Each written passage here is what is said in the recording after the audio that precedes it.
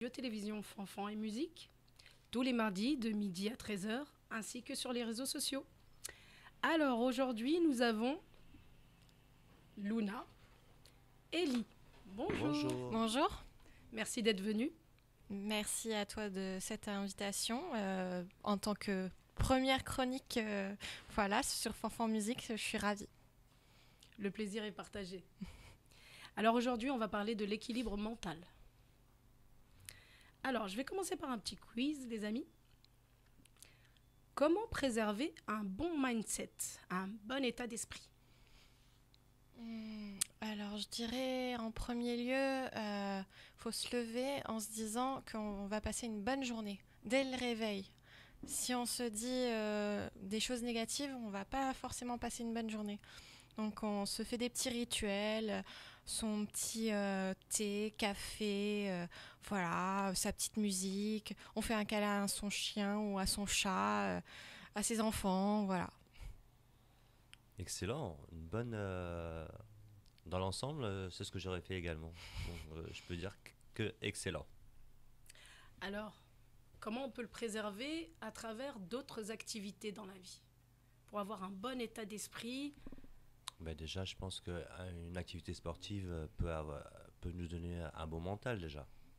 Après, Bien. ça dépend quelle activité on pratique. Bien. Les loisirs en quelque sorte, les sorties, l'entourage aussi sain, les Oui. amis Tout à fait. qui véhiculent de bonnes ondes positives, c'est important les amis. Tout à fait. La musique, le sport, la lecture, le cinéma, le théâtre, de bonnes, De bonnes vibes. de bonnes vibes, C'est good ça. vibes. Voilà. Maintenant, quels facteurs peuvent influencer la santé mentale? Alors, comme tu disais, il y a l'entourage qui peut faire que tu n'es pas forcément bien. Euh, Si tu fais de la cohabitation, en fait, de la colocation et que ça se passe mal, forcément ton réveil va pas être le même que si tu es indépendant. Donc, faut se dire que tu vas sortir, tu vas faire ton activité et tu vas te sortir de cette noirceur que tu peux avoir chez toi, en fait. Voilà. Exactement, bien dit. On a des stagiaires aussi aujourd'hui avec nous. S'ils veulent interagir, vous êtes les bienvenus. Bonjour les stagiaires. Bonjour. Alors, au niveau de la santé mentale, l'addiction à l'alcool, ça c'est important. Les personnes qui consomment aussi des substances, ça perturbe la santé mentale. Oui. La santé psychique. Mm. Alors, moi j'aurais dit l'harcèlement, les agressions, choc émotionnel, insécurité. En fait, ça peut un peu englober tout ce qui est aléa de la vie aussi. Oui, les aléas de la vie. Mm. Les tensions au sein du couple. Situation économique aussi. Oui, Perte d'emploi, du coup, c'est un peu compliqué pour si vous êtes deux dans le logement, du coup, c'est un peu compliqué pour l'autre de tout assumer. Exactement. Troisième question. Les amis toxiques peuvent-ils influencer notre santé psychique? oui. Oh que oui. Est-ce que tu aurais des exemples, Luna, pour nous? Qu'est-ce que j'ai comme exemple? Une meilleure amie que tu croyais ta sœur de sang, que tu pouvais compter sur elle, et en fait qui sort avec ton ex. Voilà. Aïe, Aïe. c'est hardcore, comme on dit. Ah, c'est ça. Mais de toutes les manières, c'est toujours comme ça. Il y a toujours une concurrence, dans le sens où tu n'es plus avec. Peut-être qu'elle le voulait avant. Du coup, Ah, maintenant, c'est ça. On ne sait pas. J'ai pas cherché plus loin. J'ai fait. des fois, vous me va chercher. C'est ça.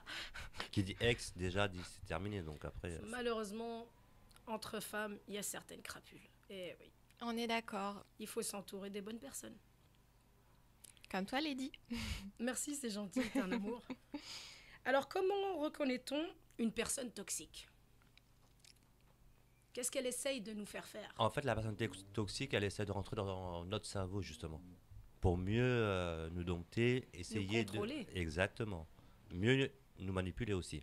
C'est ce que Exactement. j'allais dire, ouais. Du coup, toxique, c'est vraiment Moi, je- ancré, en fait. moi, je trouve que ce débat, il est intéressant, surtout pour les jeunes aujourd'hui. S'ils veulent avancer dans leur vie, il faut qu'ils s'entourent de bonnes personnes. Tout à fait. Étant coach de nature, je peux vous dire que si vous vous entourez de bonnes personnes, là, vous avez gagné. Si vous entourez de mauvaises personnes, vous chutez vers le bas. Alors, la 4e question. Avez-vous déjà rencontré des personnes toxiques dans votre entourage? Oui, Ça, on tu en, m'as répondu tout à on en l'heure. rencontre partout, hein. Aussi bien professionnel, familial, on en a. Mais on le voit pas, on le dit, comment dire, au premier abord, on peut pas s'en apercevoir en fait. C'est avec le temps.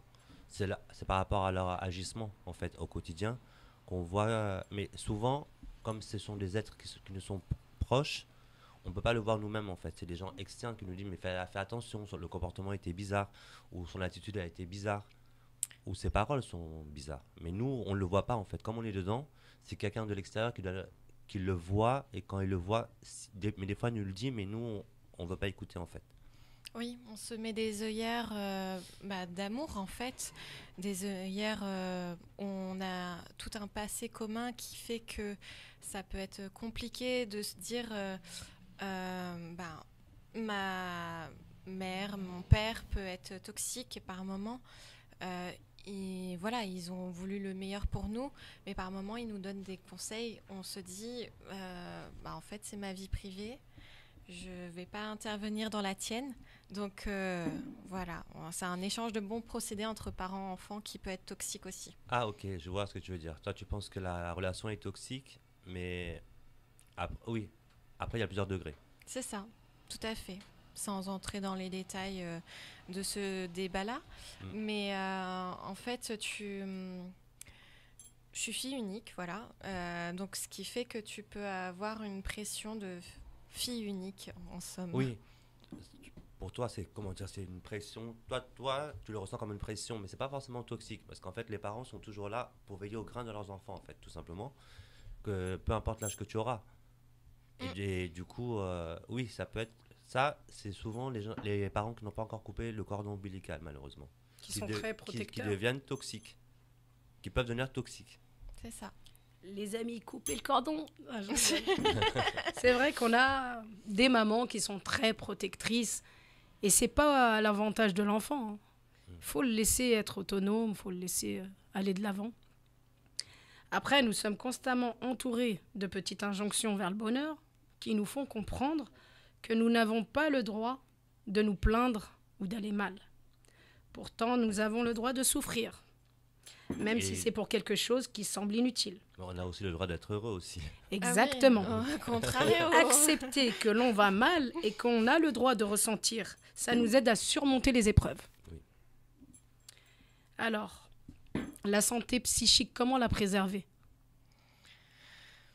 On a dit déjà s'entourer de bonnes personnes, mais encore, on n'a pas trop parlé des activités, on n'a pas trop décortiqué. Non. C'est-à-dire qu'il y a une personne, je vais vous donner un exemple, je sais pas, elle vient de divorcer. D'accord. Elle était pendant, on va dire, 30 ans de mariage, 5 enfants. Ok. Comment elle peut s'en sortir, oublier son ex-mari, par exemple? En faisant pour moi, ce serait en faisant d'autres rencontres, mais dans le cercle, dans le contexte familial, dans le sens où elle rencontre des personnes qui ont des enfants dans le même état qu'elle, et là, elles peuvent rencontrer des gens pour parler de leurs souffrances communes, de raconter un peu leurs petites histoires et d'évoluer ensemble, en fait. Il ne faut pas oublier qu'elle a des enfants avec Oui, mais ça, c'est l'ex-mari, pas... donc tous les jours, elle va voir la face de son ex-mari. Comment elle peut oublier? Mais ça, elle ne pourra pas oublier. Elle l'oubliera jamais, quoi qu'il arrive. Même si jamais elle se remarie plus tard ou elle se remarie pas plus tard, elle n'oubliera jamais, c'est quand même le père de ses enfants. Donc, elle ne pourra pas l'oublier. Et si c'est une personne toxique, qu'il nuit à la santé mentale de ses enfants ou sa propre santé? Généralement, quand les gens, en fait, ils vivent longtemps ensemble, ils ont des enfants, ils divorcent très longtemps après, c'est parce que la personne, à un moment donné, elle a été toxique pour elle. C'est pour ça qu'elle a dit, je veux plus de cette vie-là. Du coup, je change. Mais quoi qu'il arrive, la personne toxique, elle restera là. C'est quand même le père ou la mère. Ça peut être le père ou la mère de l'enfant. Donc tu penses qu'il faut rester en contact avec la personne? De toute façon, tu n'as pas le choix à un moment donné. Alors, Et si les enfants refusent leur Après, père. après ça, c'est un... Je parle pour une membre qui m'a jeté le sujet hier. Voilà. On essaye de t'aider, donc regarde l'émission. Non, en gros, si l'enfant est mineur, là, il n'aura pas le choix. Mais si les enfants sont majeurs, c'est eux qui vont décider, ils vont voir ou pas l'un des deux parents, en fait. C'est ça. Après, dans le cas de divorce, le sujet de la garde des enfants, ça peut être résolu au tribunal.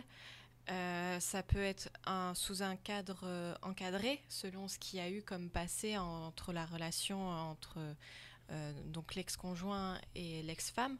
Si on va parler de choses très graves, s'il y a eu violence conjugale sur les enfants, sur la femme, évidemment que ça ne va pas se passer aussi bien que s'il y a juste eu un désamour des deux côtés, un non-respect